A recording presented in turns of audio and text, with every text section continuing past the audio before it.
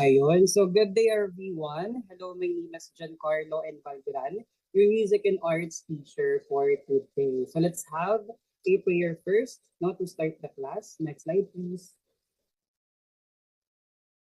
Please bow your heads and feel the presence of the Lord as we pray.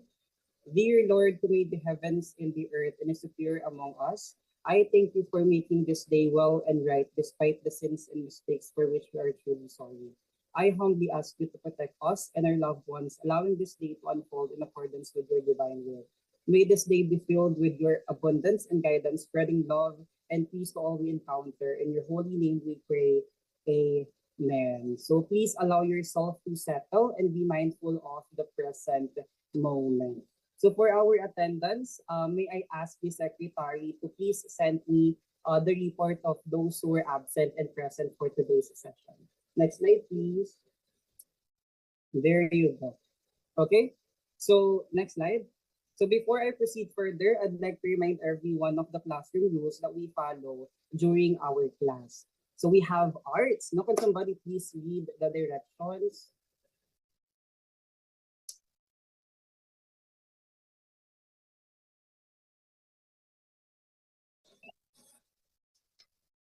Yes, Jasmine. Teacher, sa isang ano lang po, yung letter A. All of the rules. Thank you Thank po. you. As for the classroom rules, always open your camera during the class. Respect others by muting your mic when not speaking. Take turns when sharing ideas and stay attentive and participate actively. Thank you for reading, Jasmine. No, make sure to observe these rules so that we can have a productive and positive learning environment for everyone. Do we all agree? Please thumbs up if you do. Thumbs up. There you go. Thank you. So next is our objectives for this session. So at the end of the lesson, students are expected to, again, may I have someone to read our objectives? Yes, Mark Hartiriago. Good afternoon po, teacher. Objectives. At the end of the lesson, students are expected to identify different technology-based mediums used in emerging popular visual arts. B. Recognize the importance of adapting to new technology-based mediums in visual arts. And C. Create a simple artwork or performance using technology-based mediums. Ayun. So again, thank you for reading. So here are our goals for today. We wish that we can attain these goals, no, so that we can have, again, a productive session for today. So I feel like we need to energize the class a bit. To do that, I have prepared an activity. So this activity is called 3-2-1 Art Mediums. Next slide, please. So can somebody please read the directions? Next slide. Okay. Please do read the directions. Aside from Jocelyn, how about the rest of the students? Come on, you're just going to read our instructions for this activity. Aside from Hartley, how about, let's call um some Nigel Coronel. Can you please read the directions for this activity?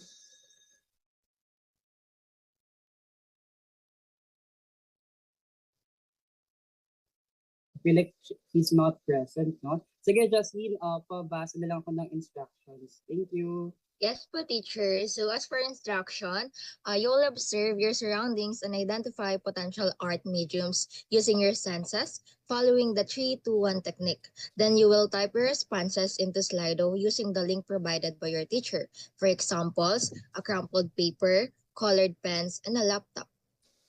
Thank you again for reading. So this activity is basically inspired from the 5-4-3-2-1 grounding technique. So it's a technique in counseling to help individuals to stay present, reduce anxiety, and of course to enhance mindfulness. But in this activity, we're going to use it for you to become aware of different objects around you, no, that we can use as an art medium. So if you don't know yet, an art medium refers to any material or substance that an artist uses to create an artwork, no? So presented on our screen are the examples, no, crumpled paper, colored pens, and laptop. No, so do we have any questions for this activity? None, teacher. No, okay. Thank you, Justine, for answering. So I'll be providing a link for you to put your answers. You can also scan next slide, please. You can also scan the QR code. Okay, I'll be sending the link. Please do access the link there. So this is the QR code. You will be given 30 seconds for you to access the link. So the timer starts now.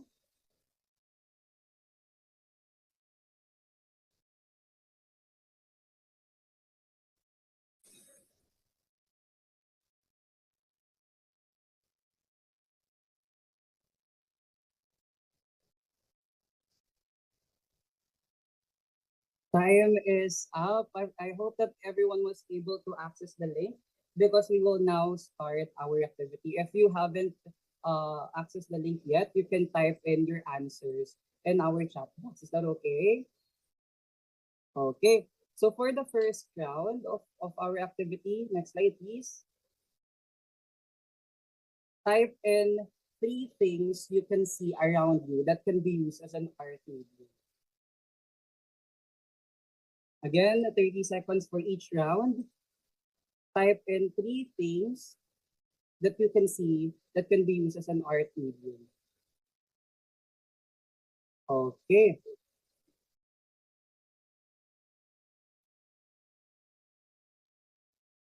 Lock in your answers, please. Ayun. So may mga pumapasok pa rin, no? Next, type in 2 things you can touch that can be used as an art medium. Thank you. I'm seeing the comments now here on our chat box. For our second round, please type in 2 things you can touch that can be used as art mediums. And lastly, type in 1 thing you can hear that can be used as an art medium.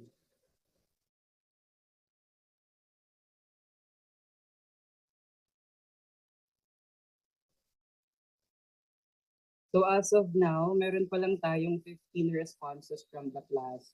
No, aside pa yung responses na nakita ko ngayon sa ating chat box. But okay, let me just present our word cloud, no? Wait lang po.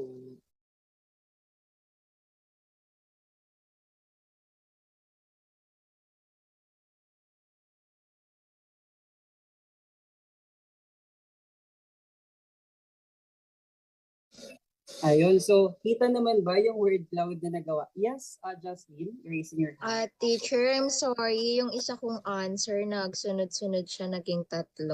Sorry. That's okay, it's okay. Okay, thank you for raising your concern, Jasmine. Ayun, so nakita ba natin yung word cloud na ginawa natin? Yes, no? Before we proceed, I'd like to remind everyone of the classroom rules that we follow, no? Ano yung rule ng letter A natin? Always open your camera. So for those who can, please do open your camera. So this is to build a connection with your classmates and also with your teacher. Okay, thank you for opening your cameras. So now let's proceed with questioning, no? So based on the word cloud that we have, which of the objects were mentioned the most? So looking at our screen, you can have a clue, no? So makita naman natin dito kung ano yung uh, objects that were mentioned the most. How about I call Paul?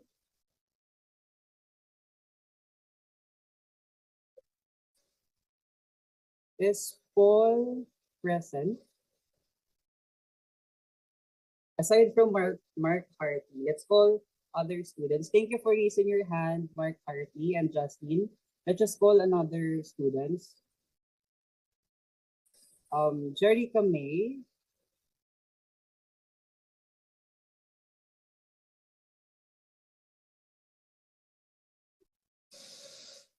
Again, I encourage you to please participate, in this activity because, of course, it is essential for our discussion.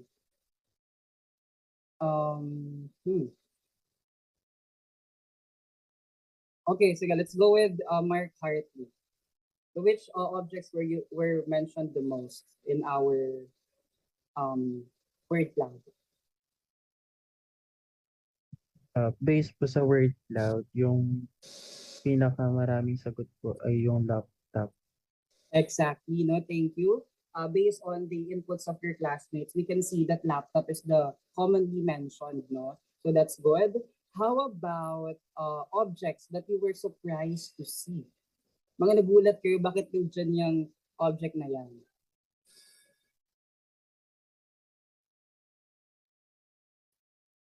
How about Patrick?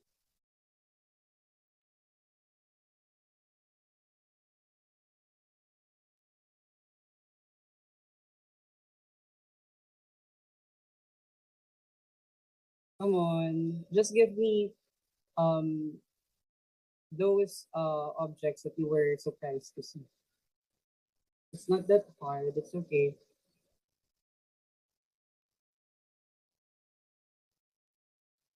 Sige, let's just call Jasmine. Thank you. So, sa for me po, siguro yung tumbler, mouse, and charger. Like, I cannot think of anything po how to use it for arts. That's interesting, no? But can you justify why did someone put that there? No, bakit siya nilagay dyan? Do you think it has a potential to become an art? I think po, yes, teacher. Kasi I think kapag naging malikot po or naging malikhain yung isip natin, pwede po talaga siya siguro. Like, pwedeng siguro yung tumbler, the drawingan or anything. Baka ganun po yung naiisip ng nagsagot na classmate ko. Or yung mouse po, pwede po siyang baka may different purpose po as an art. And same with charger po, lalo na especially marami pong gusto ng may design. Yan po, teacher. Thank you for your answers. Now, of course, no, we cannot limit ourselves from mga objects that are given na materials na talaga for creating arts, no? So, dito na-mention yung fork, no? Tissue, which is acceptable naman. Now, can you name some art mediums that were mentioned by your classmates na somehow related to technology?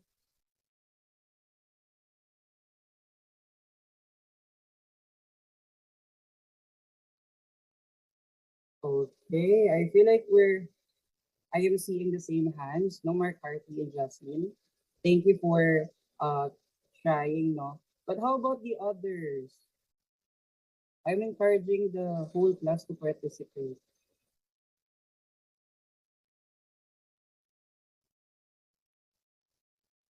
So mag-wait lang tayo for your classmates, no? For 5 seconds, I think. Okay. Aside from Jocelyn and Mia, sino pang mga estudyante natin? So we have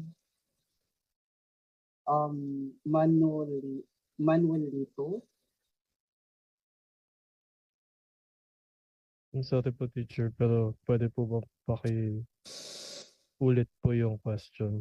Okay, so nakikita naman ba yung word cloud natin presented? Yeah, Yes. so Po. based on our word cloud, which of which amongst them, ano yung object that is related to technology?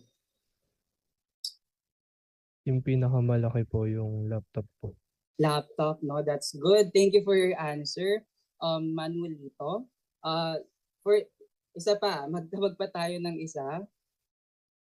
Aside from laptop, meron pa ba tayong nakikita? that is related to technology.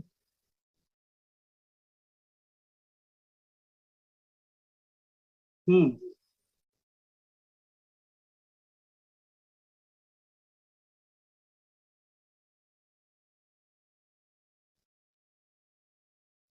Yes, Jasmine.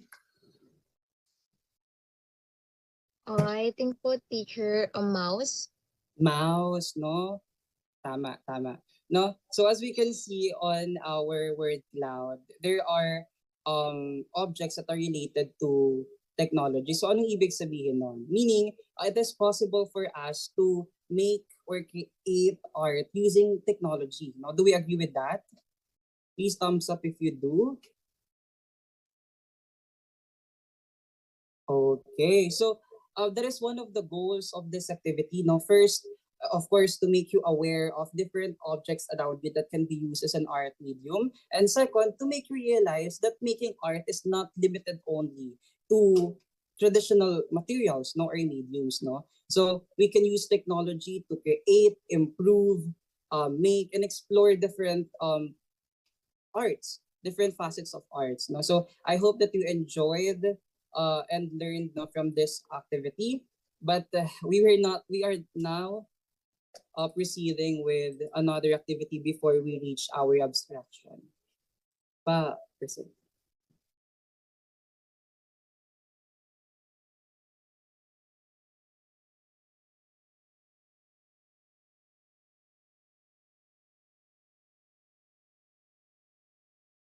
Okay, so this activity that I have prepared is called Tech Check. So can someone please read what's on the screen? Our directions, instructions.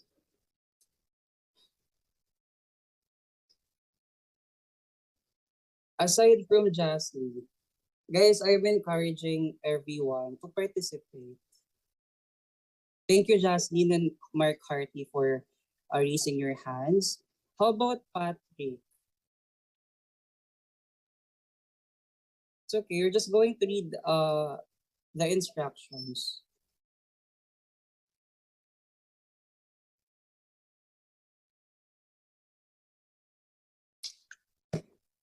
Mm-hmm. Okay, sige, let's call Mark Hartley. Please read the instructions. Thank you. Instructions.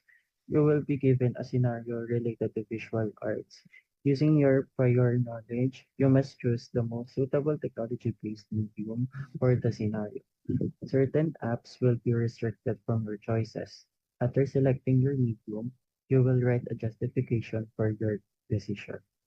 Okay, thank you for reading. So in this activity, I'll be showing the class different scenarios asking for an appropriate technology-based medium. So, but there's a twist, no? Aside from analyzing the scenario and identifying which technology-based mediums, no, you will also try to avoid the restricted application. So, ibig sabihin, if there's a scenario asking for certain applications tapos nakalagay na restricted app ay Canva, you cannot use Canva. So you have to think of another software or applications that you know.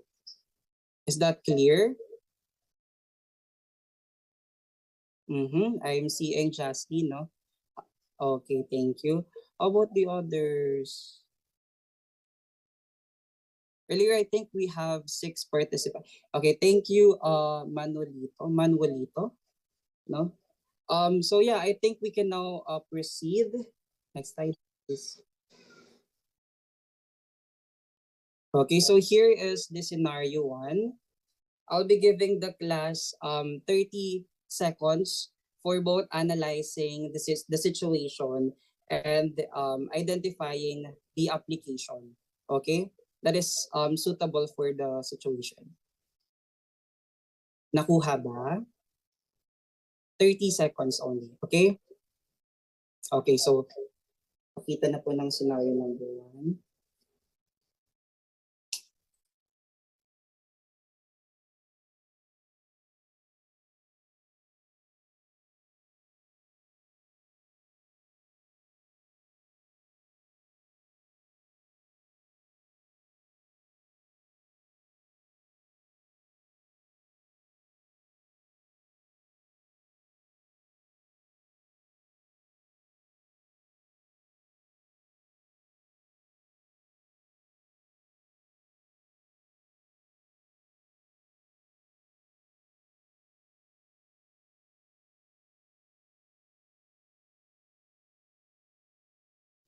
Time is up. Can you now share me which applications or software that you know that is suitable for this scenario? So again, be mindful of restricted applications. No, you cannot mention Procreate and Kita anymore. Yes, Jaslyn.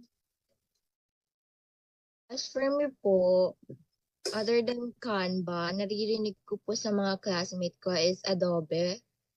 So, I don't know how to use Adobe, pero nakikita ko po sa kanilang mga gadgets na they're digitally drawing kung ano yung bet po nila. And I think possible doon. So, pero Canva lang po talaga ako teacher maalam or parang know how to use it. Ayun, thank you for your answers. No, but I feel like ang restricted app natin dito is Procreate and Krita. No, and also the scenario demands for a digital drawing. So, can you think of an application that is naka-specify only for digital drawing? So, thank you for your answer, Jasly. No, nakita ko naman yung Adobe, but I think Adobe has different versions. No, so hindi lang, 'di ba, merong Adobe for PDF, 'di ba? So there's a lot. So I think we could specify your answer. Yes, Manolito. Again, aside from Procreate and Krita. Yes po. Okay. I think Ibis Paint po. Ibis Paint. No, I'm a bit familiar with the Ibis Paint, but can you tell me why do you think it is the most appropriate for our scenario? Yun po yung ginagamit ko din po. Also, And- gumagamit ka pala ng ng Yes. Ibis Paint. Okay.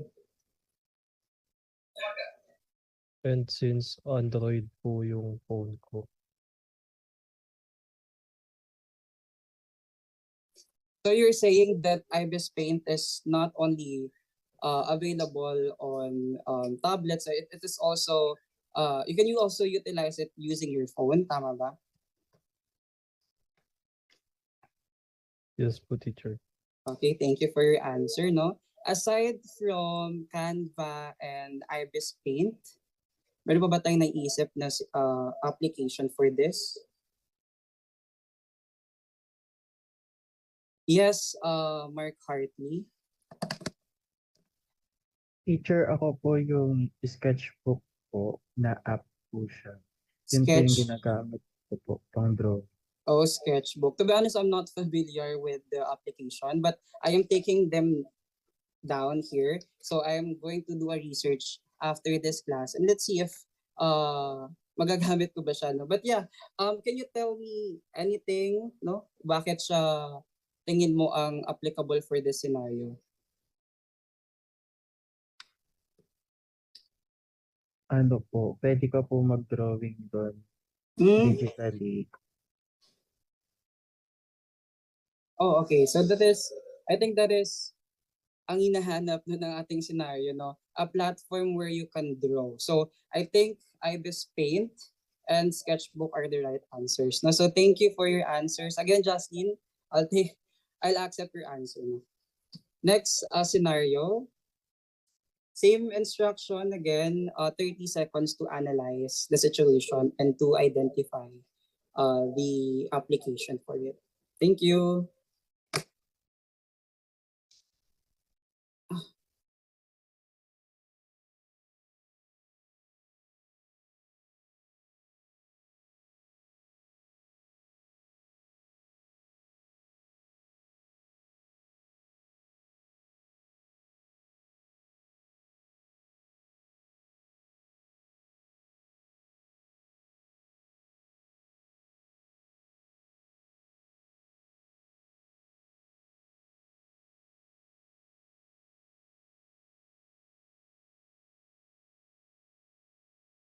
I am back, which means that your time is up, no? So, nakita ko yung sagot ni Patrick dito, no? I think it is suitable for the situation. Can you tell me why? Can you justify your answer? Libre lang po kasi siya. Libre lang, no? That's a good quality for a application to use, no? So aside from PixArt, thank you Patrick for answering, no? Aside from PixArt,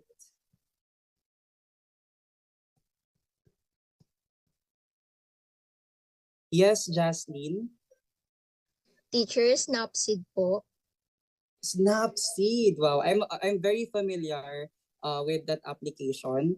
No, I use that a lot. So yeah, can you tell me at least a brief explanation? Why do you think it is applicable to the demands that this scenario is asking?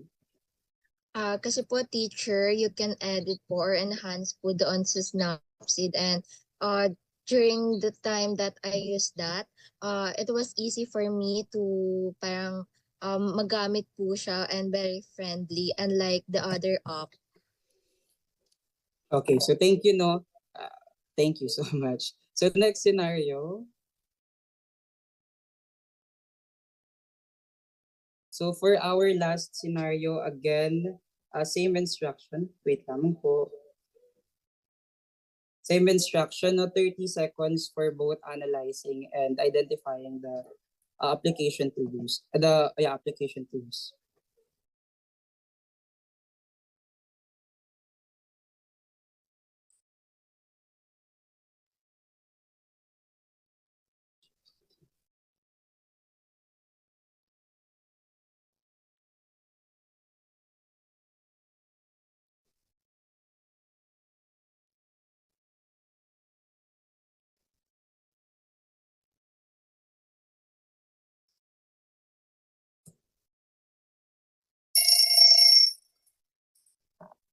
Time is up. Now, can you share me applications of software that is appropriate for this scenario? So the restricted app is Canva. No, you can mention Canva anymore. So basically, you're just going to think of a best alternative for Canva. Yes, Mark Hartley.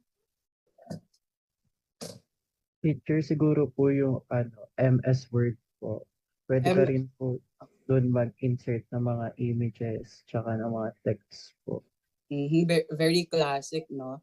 But yeah, that is correct. How about the others? Yes, Jaslyn. Teacher, Infogram.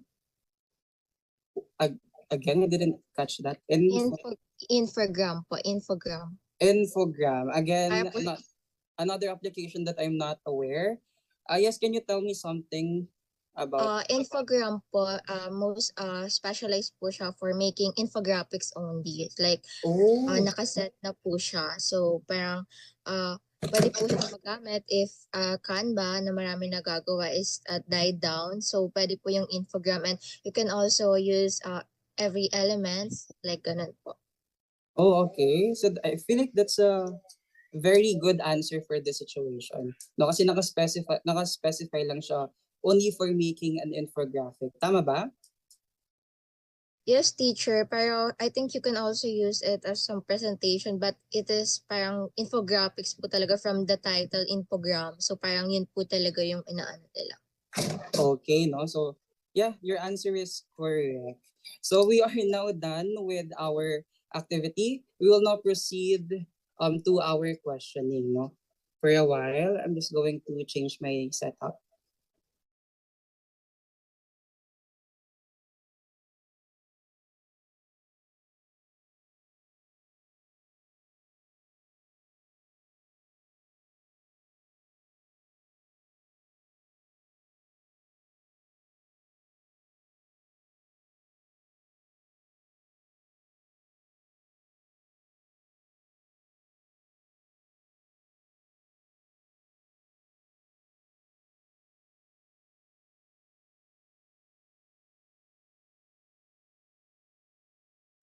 There you go. So, kita naman na ba yung ating whiteboard? Yes po.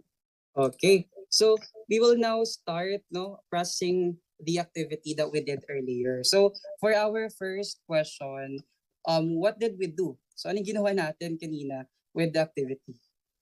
Such a basic question. So ano yung ginawa natin sa activity? Okay, hindi ko pala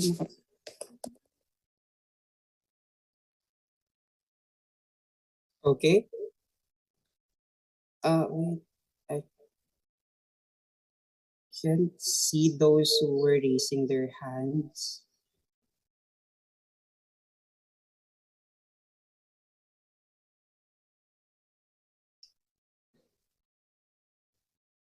Okay, yes, Mark Hartley. Anong ginawa natin kanina earlier sa activity natin? Yes, Hartley? Nag-identify po ng mga software applications po na ginagamit sa paggawa ng mga arts po. Okay, that is right. So earlier, what we did was analyze first, of course, wait lang, ang aking stylus ay hindi pala naka, yan. Analyze first the situation, and then what we did, identification of an application to use. Shown of an application. Okay. There you go. So, aside from that, meron pa ba tayong ginawa or yan na yun? No, I think that's it, no? So, how did you come up with your answer? Dito ko titingin sa ano ha, para dito ko titingin sa side ko to see those students who were reciting or raising their hands. Okay. Thank you. Yes. How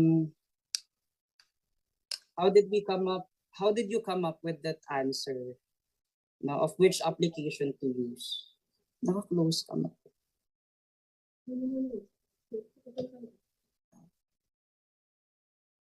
Yes, Mark Hartley.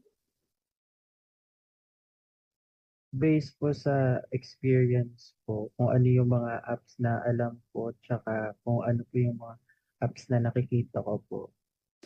So based on your experiences, right? Tama ba? And then yung nakikita kung saan ka na-expose. So from prior knowledge. So, how was the activity? Nahirapan ba? No, may mga challenges ba kayo na na-encounter, no? While identifying which application is the right application to use.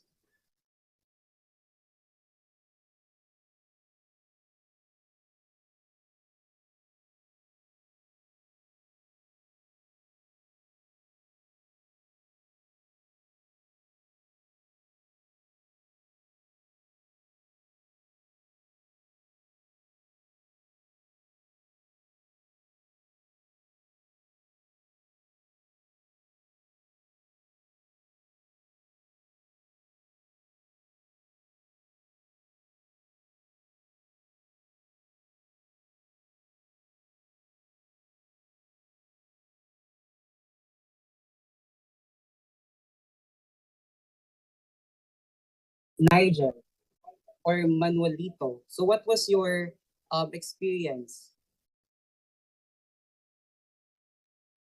Aside from nahirapan or na-challenge.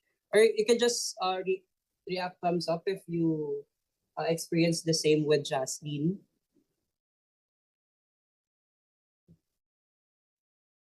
Ako naman po ay relate naman po sa mga pinag-usapan natin kanina. Okay, so na-relate ka, no, with our conversations earlier. So, based on this, no, what was your what was your realization?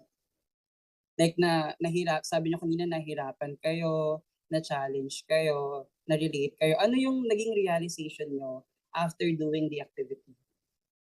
Yes, Jasmine. That teacher that we should be resourceful or adaptable as a person. Kasi looking back to those, parang oo nga, parang modern times, everything changed like from traditional. Kasi nakita ko po from our first activity na those things na pwede natin makita, use for arts, for medium is yung traditional na things, ganito nakikita natin. But now we have technology na we can use as a platform. So parang, oo nga no, parang kailangan na for new, hindi naman po that doesn't mean nakalimutan yung traditional, but also welcome the new changes in in our society and use that for something good. That's good, no, that you already realized that we need to adapt to this emerging applications, new release softwares, no? Since umuusbong na nga yung technology. That's a good answer, no? Now that we already established the importance of adaptability, why do you think it is important for us to adapt? Like, is there a need for us to adopt, or aside from Jasmine? Yes, Mark Hartley. Ang significance po ng adaptability for me siguro is yung bukod sa meron siyang personal benefit sa isang tao, nakikita rin po siya in a way na kapag marami or lahat po ng tao ay nag-adapt sa makabagong teknolohiya, uh, pwede po siyang mag-reflect sa atin as globally competent po pagdating sa digital literacy natin. Okay, no, thank you for your answer. So last question, no, for this session, for this part of our session, what will be your actions, no, now that you uh already understand, no, the importance of being adaptable to different applications? What is your what is your action now? Can you give me, doable plans that you have? Okay, so paulit-ulit na lang yung tinatawag ko na students, no? But aside from Jasmine, thank you, Jasmine, for raising your hands, and Mark Hartley. How about Nigel? Can we call Nigel? Oh, may nakita akong comment. Gamitin po sila and mag-search po ng iba. That is one way for us to show adaptability. No, so pag-utilize and exposure of ourselves to different applications or different or unfamiliar settings. So that's good. So we are now done with our activity. So again, I'd like to highlight our value for today, which is adaptability. Okay, so for now, we will not proceed with our abstraction. No, so I think we have already established the import. I think we have already established the topic for today's session. No, since napakita naman sa mga activities natin kanina before we even reach this part of our session. So for today, we will talk about technology-based mediums, no, and emerging visual arts. Okay, so next slide, please. Oh, yan. So as we all know, the rise of technology has had an impact on the way we live, no? It makes complex things easier, faster to access, and more convenient to use, no? And the world of art is, of course, not an exception of that. No, so technology has changed the way we create, we present, and we experience art. No, so according to Palette, no, next slide, please. Technology is transforming the art world, or the world of art. Now, which is something that I totally agree with.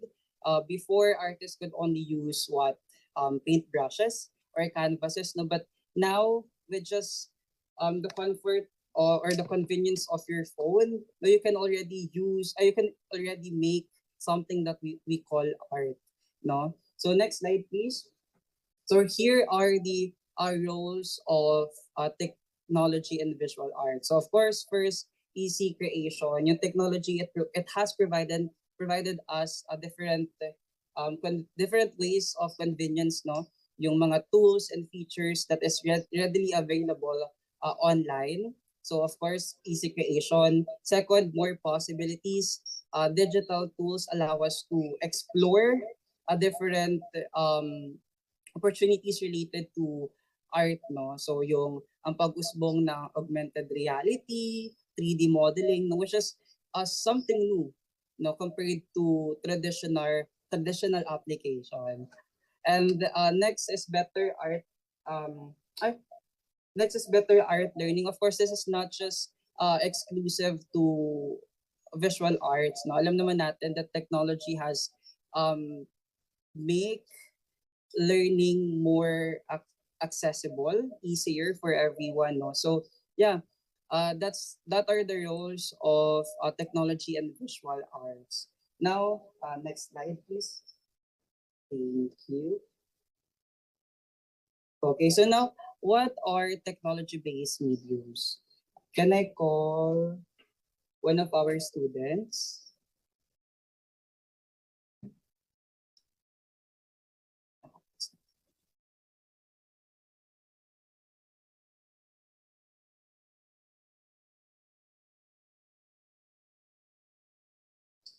Yes, Jasmine.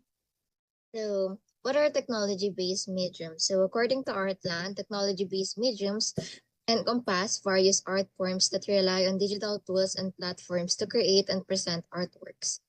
Okay, so if you were to ask me, no, ako lang naman to, if you were to ask me kung ano nga ba ang technology-based mediums, I'll tell you na technology art mediums are children, no, of technology and art mediums, no? So basically, they are just tools and platforms that uses technology to create and present, share, no, art. So yeah, but that's just me. No, so according to our reference, no, Artland, so TBM or technology-based mediums are again, as emphasized earlier, no, tools or and platforms lang no, na ginagamit ng artists for them to create an art. So instead of using traditional materials such as paintbrushes, canvases, no, they can now use softwares, phones, tablets, stylus, no, for them to express their ideas and to show their creativity.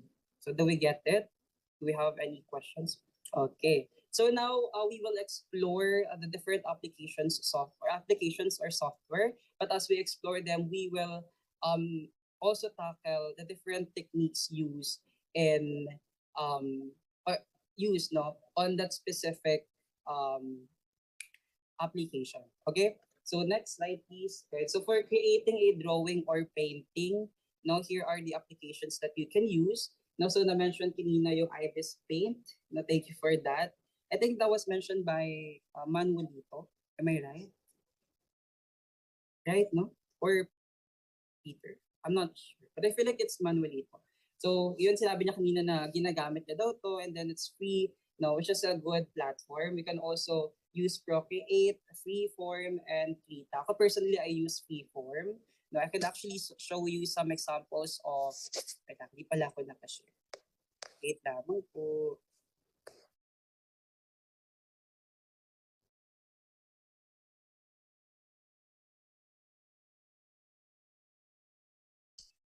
Okay, kita naman ba?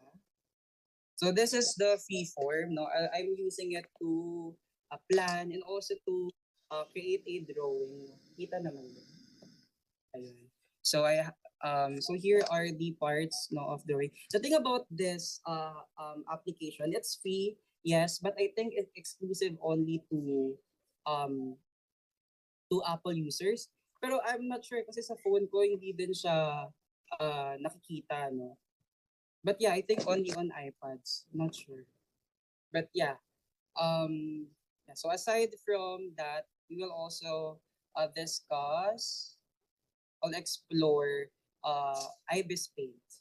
So yun, as the moment you open Ibis Paint, you will see this, no? And also to see your previous artworks.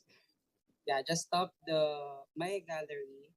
And then if you have to create another um platform or for platform or canvas for you to create your art, you can just click this. Ano pala ito? Yes, princess. Hello po. So that's all po for demonstration teaching of Teacher Giancarlo. Let's give him a round of applause. Thank you so much, guys. So thank you for attending po. For our student and participants, pwede po pa open ang camera for photo op.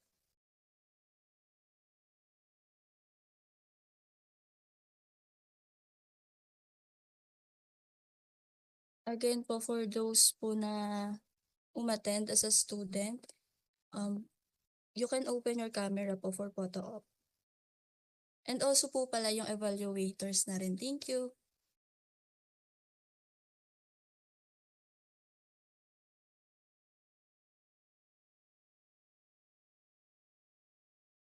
Okay po, for our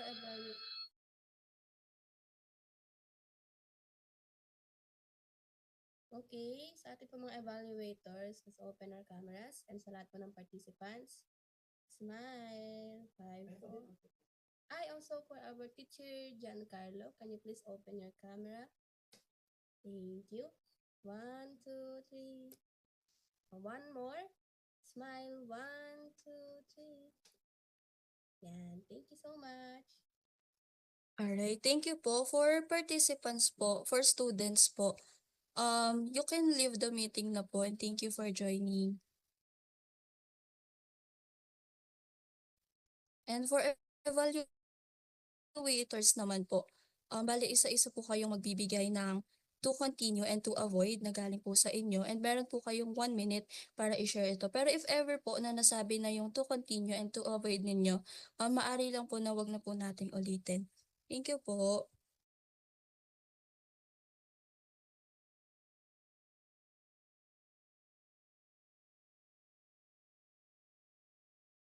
Teacher Pia, you can start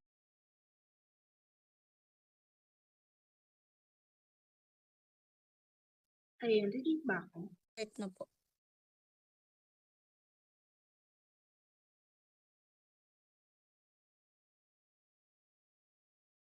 Audible ako.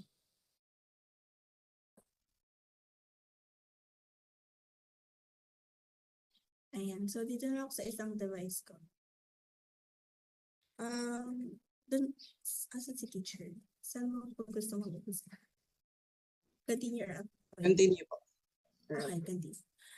So, good na you're trying to ask yung other students para mag-participate.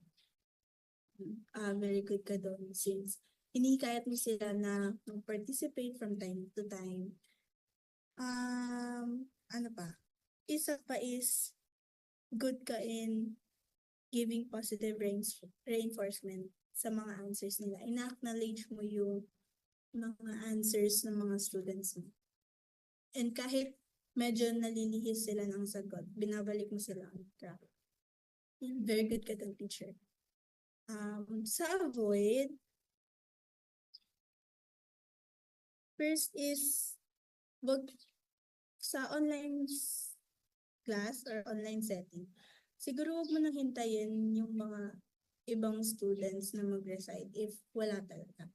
Or kapag tinawag mo sila and hindi talaga sila sumagot. Just give them 3 to 5 seconds. And then proceed ka na dun sa mga nag-raise hand kahit na natawag mo sila before. Para lang hindi ma-consume masyado yung time. Next is sa main activity, wag mo na rin sigurong sabihin na magpo-proceed ka dun sa processing questions mo kasi baka mag-cause siya ng kaba sa mga students na hindi naman talaga pala recite ganun. So mas maigi if para mas smooth din yung magiging transition mo, diretso ka na lang. Ayan. Pero ang galing na napalabas mo rin yung value. Ayan. Overall, congratulations, teacher. Magaling and maganda yung naging connection mo with your students kahit na iilan lang yung nagpa-participate. Ayun lang naman for me. Thank you. Alright, thank you po. For Teacher Elaine po. Hello po, good afternoon po. So, ayun po, for the continuation ng demo, good use of device and application, then maximize the time they use all throughout the session, then also the visual and presentation and the instruction and also the language, which is very commendable po. And ayan, congratulations po kay Teacher John Carlo sa demo na to. And yes po. Ayun lang po. Thank you. Alright po, thank you for continue and avoid po ni Teacher Grace. Thank you po. Hello, good afternoon. First of all, I want to congratulate Teacher Carlo kasi napakagaling niya. Siguro doon na lang po ako sa things to avoid kasi na-notice ko lang sa title kanina, may nakalagay na music. So, na-confuse ako. Music. Na-confuse ako if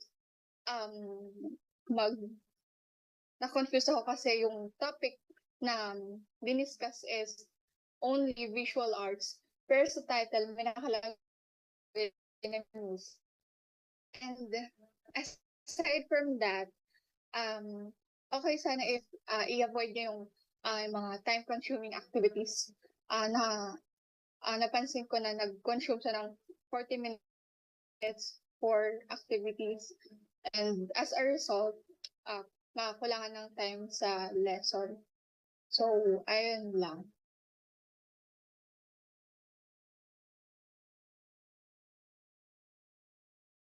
For our evaluator, Kyle Cedric po.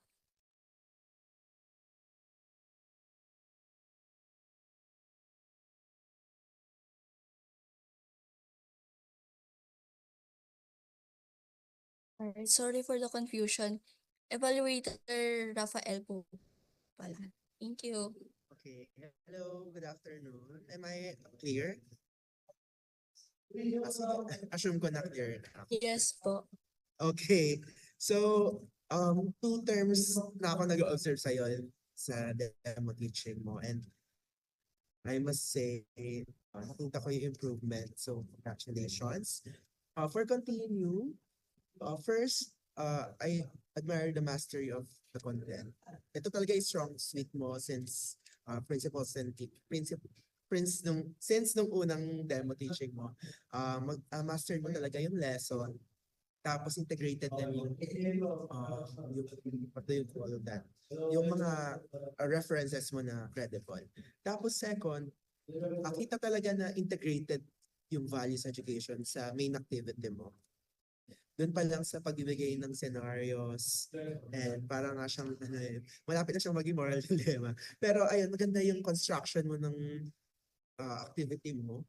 Although pwede pang mas simplify yung ibang explanation, like instead of justify but then explain para mas madaling maintindihan ng 9th grade students mo. So far, with regards to values integration, ang smooth. Nakuha mo agad yung adaptability, which is commendable. Kitang-kita talaga yung effort mo from the presentation and processing. Ayun, magaling talaga. So, pagbati. Sa avoid naman, siguro dun lang sa delivery mo ng ibang parts, medyo nagiging monotone kasi yung delivery mo. So, pwede mong lagyan ng ibang energy, ganun, para mas ma-engage din yung mga student mo even though nasa online setup lang. Tapos, siguro smile more. Kasi nakaka-radiate ng engagement din pag nakita ka ng mga students mo na nakangiti even though nasa online setup lang tayo. But overall, commendable yung naging performance mo today, Teacher John Carlo. So congratulations. Alright, thank you for your comments and evaluation po. That's all po for our demo teacher Giancarlo today. You may leave the meeting na po. Thank you po.